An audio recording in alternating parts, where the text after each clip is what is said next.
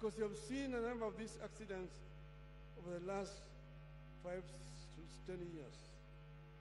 There's been so many of these crashes.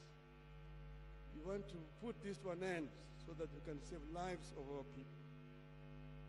Finally, as we lay Ogolla tomorrow to rest, I want us to remove the stigma, Your Excellency, because I knew this man very well.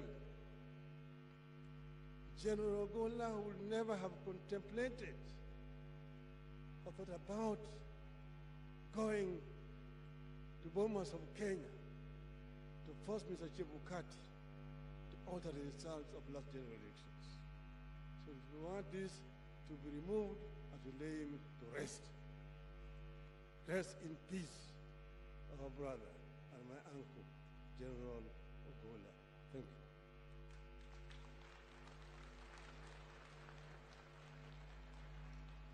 Your Excellency, again, under your guidance and permission, allow me